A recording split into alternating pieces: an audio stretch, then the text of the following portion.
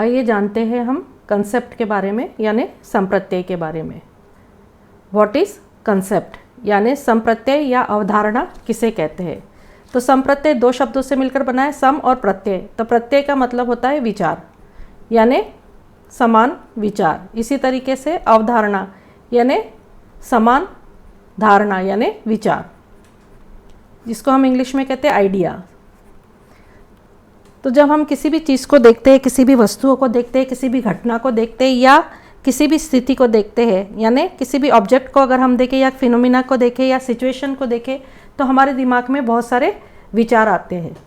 तो किसी भी चीज़ में जो कॉमन कैरेक्टरिस्टिक्स होते हैं वही उसके कंसेप्ट बनते हैं, या कॉमन उसके एट्रीब्यूट्स होते हैं, यानी समान विशेषताएं किसी भी वस्तु की, किसी भी घटना की या किसी भी स्थिति की, तो हम वह कंसेप्ट बन जाता है उस चीज़ का।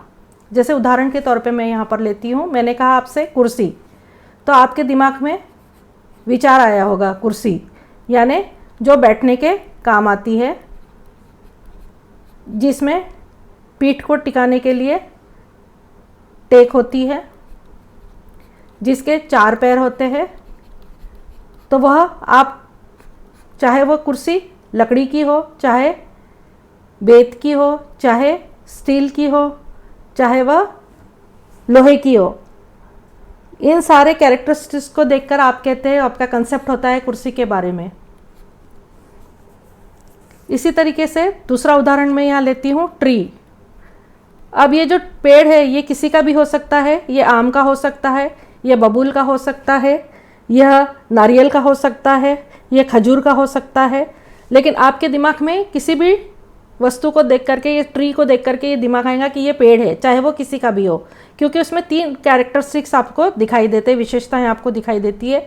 एक तो है जड़, दूसरा है उसमें तना होता है, और तीसरा है उसमें पत्तियां होती है।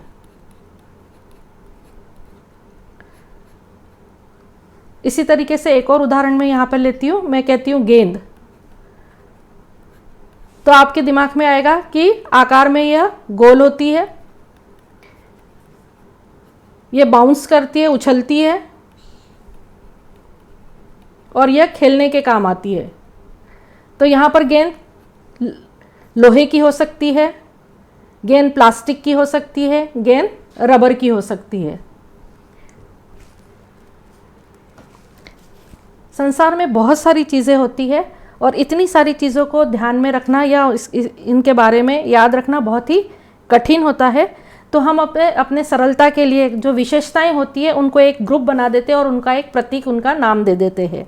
जैसे एक और उदाहरण मैं आपको देना चाहूँगी यहाँ पर, मैंने कहा कुत्ता, तो आपके दिमाग में आएगा जिसके 4 पैर होते हैं और जो भौंकता है वह कुत्ता है। फिर वो किसी भी जाति का हो, उसकी कोई भी जाति हो, तो वो कुत्ता है, क्योंकि ये दो उसके कैरेक्टरिस्टिक्स। जिसके जितने अधिक कैरेक्टरिस्टिक्स होंगे उसका कंसेप्ट उतना ही अधिक जटिल या कॉम्प्लेक्स होगा, और जिसमें बहुत कम कैरेक्टरिस्टिक्स होंगे उसका कंसेप्ट भी उतना ही सरल और सिंपल होगा।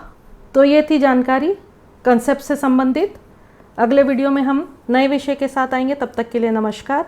हमारे चैनल को लाइक करें, सब्सक्राइब करें और शेयर करें, और अपने कमेंट्स बॉक्स में ज़रूर लिखें। धन्यवाद।